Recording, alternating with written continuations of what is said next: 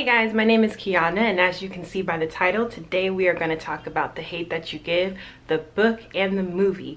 Now let me start off by saying both the book and the movie were amazing. The movie really brought the book to life, and the book had all those great details. So if you're a book lover, I feel like you're always going to say that the book is better, but the movie really held its own, okay? They really did the thing with this book and the movie.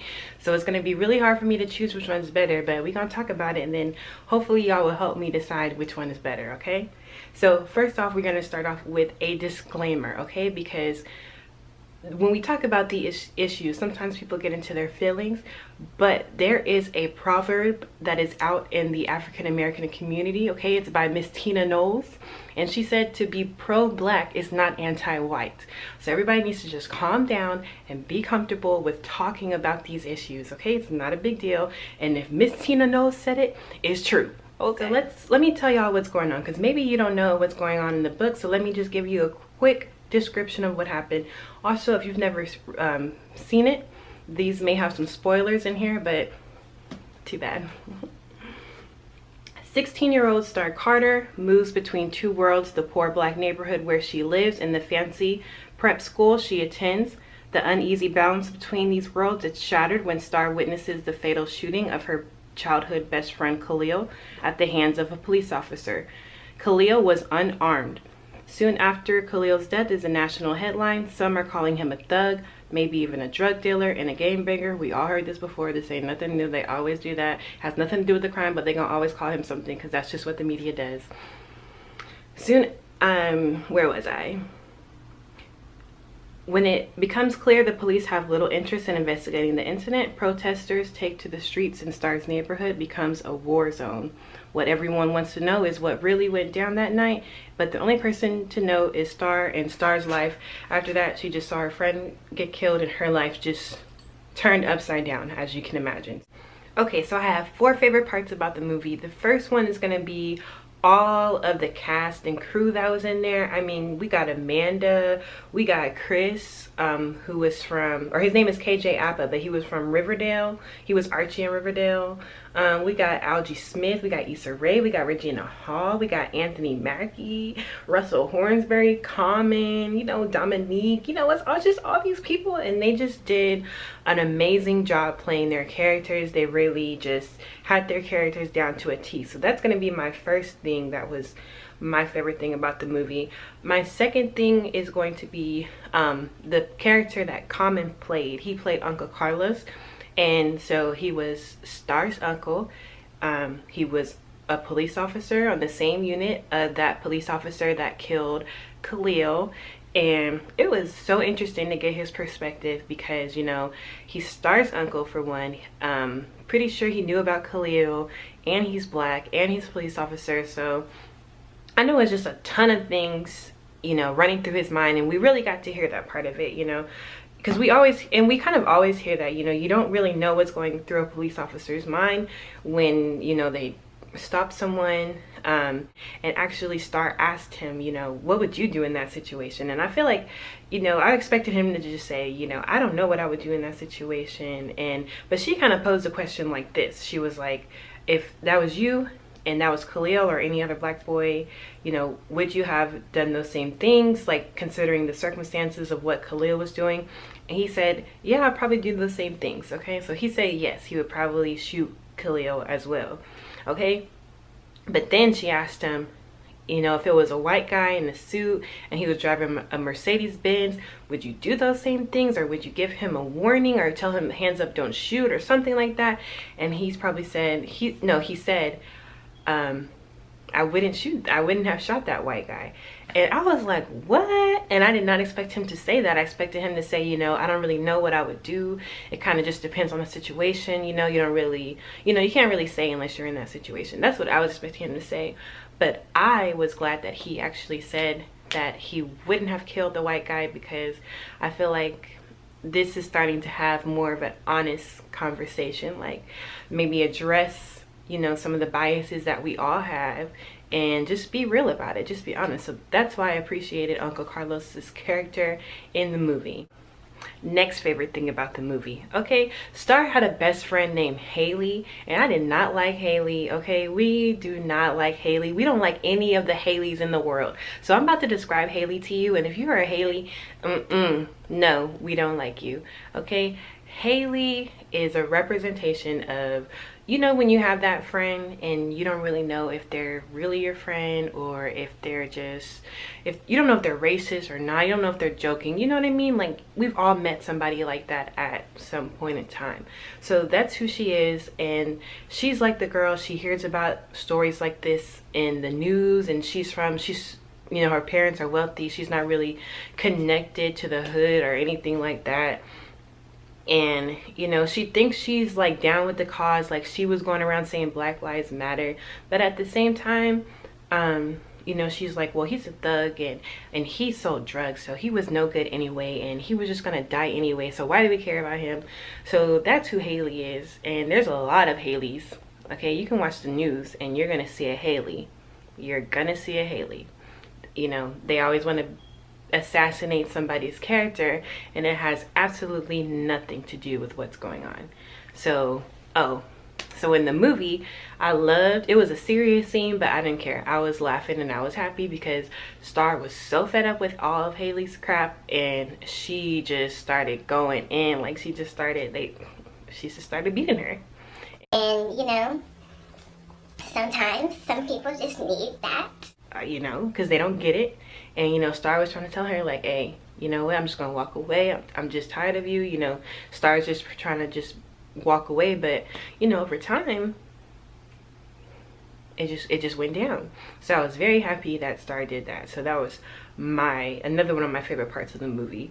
Now also, I love the ending of the movie, okay, because Star had a little brother named Sakaini, and Sakaini means joy. However, at the end of the movie, after Sakaini has seen everything that's going on, he actually had a gun, and he was pointing the gun at someone. If you've seen the movie, you know what I'm talking about, but he was pointing the gun at someone, and I think it really just showed one of the major themes of the movie, okay? Thug life. Thug life is a theme of the movie, okay? Thug life, if you don't know, stands for the hate you give little infants F's everybody, okay? So Sakaini is very young, but he's been around all this hate and all this stuff going on, and you would never expect him to have a gun. If you watch the movie, read the book, you'd never expect Sakaini to have a gun, because that's just not who he is. He's just, you know, super funny and like he's like that annoying little brother. So that was crazy, but I do like that they put that in the movie. That was actually not in the book, but I like that they put it in the movie because it really illustrated the theme, okay? That's why we need change. You know, we don't want our young brothers and sisters, you know, growing up to have so much hate in their heart and have so much, you know, fear. So I love that part of the movie. So yeah, now on to the book, okay? So if you read, I think I said this before, but if you love to read, usually the books are your favorite because you really have time to develop the characters and like really understand the characters, and it really plays a big part. Like Star's dad in the book, he had a garden in his backyard. Also, the name of the neighborhood is named Garden Heights. The street names are of flowers, and it all goes to say, like, what is that saying? Out of the concrete a rose will grow, or something like that. The saying goes like that, and it's, you know, there's so much going on around you, but still out of that, you know, something beautiful can grow out of that. So I love the character development in the book. Also, a favorite part about the book, the Haley fight again. Y'all did not like Haley. I did not like Haley, and Star fought Haley in the book as well. Now in the book it was a little bit different. It was more like, I think, a fight, because in the movie I think it was just Star like basically hitting Haley with the hairbrush, and in the book I think it was more like a real, like they were going back and forth, and other people joined in, and I was reading that book. What's going on? I need to put it down. I need a break. So yeah, I like that part in the book as well, because I did not like Haley. Anyway, So the first theme of the movie, like I said, was thug life, okay? So, you know, all of that, the unnecessary like stops by police, the unnecessary just criticism from people who don't even know anything about what it's like to grow up in certain neighborhoods, having so much judgment and not understanding how it's really a big system, you know, that really is not designed for us. And people, you know, I feel like people, they see that they work with somebody and they're black and they're in the cubicle next to them and they're like, oh well, Johnny is doing great, he's about to be a manager, so things are not really that hard, everybody has the same opportunities.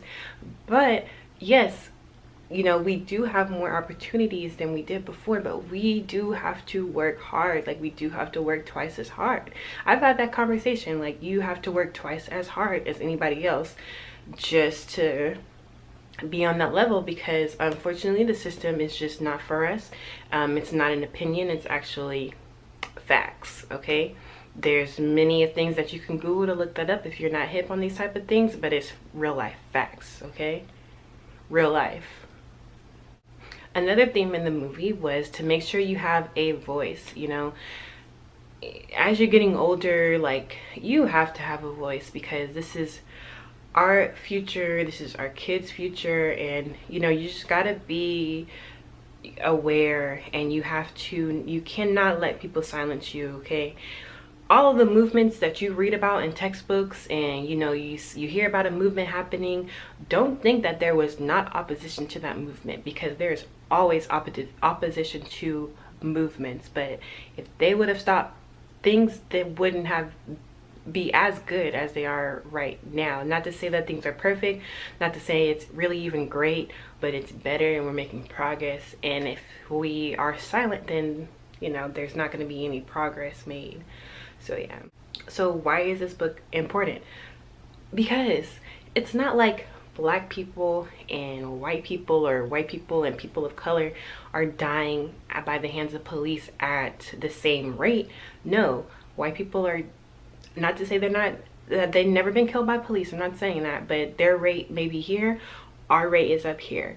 So where is all this in the middle is what we're getting at. Where is that gap? We need to bridge that gap. It's not okay. It's not okay to just throw people away. It's not okay to think that their life doesn't matter.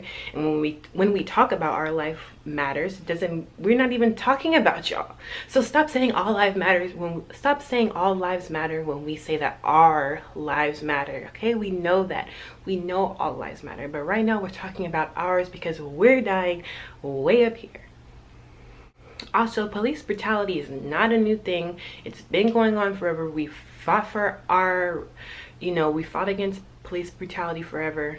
You saw a big movement about it in the Black Panthers, but it also I cannot talk. We saw about it in the Black Panthers, but it also dates before that, okay? So this is not a new issue, and we're still fighting, and we're going to continue to fight, okay? Also, I think this movie is important because I believe that we need more black police officers. We need more black people in all job fields, okay? Because if they're not there, then there's nobody to speak for us, and our needs are unique. And so we need people there who understand, who are well-rounded, who can speak for us. So yeah, which one do I think was better or worse? I don't know, guys. That's so hard. That's so hard for me to say, like, which one was better or worse. But I know y'all want me to choose because that's the title of my video, but I'm not gonna choose. I'm not gonna do that. You gotta go watch it. You gotta read the book. You gotta decide for yourself. But definitely go watch or go read the book or go do both. You know, get it on DVD, whatever, because we have to support these black films and these black books, because films, there's only so many films that go to the major production or the major theaters, you know. There's a lot of films made, but only so many are filtered through and go.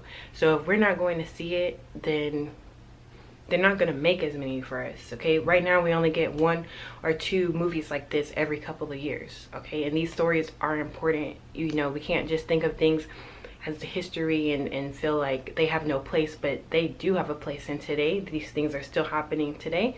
So go support. Take your mommy, your granddaddy, your pappy, everybody needs to go see this movie. Okay, it was amazing. Thanks you guys for watching, and I will see y'all next time.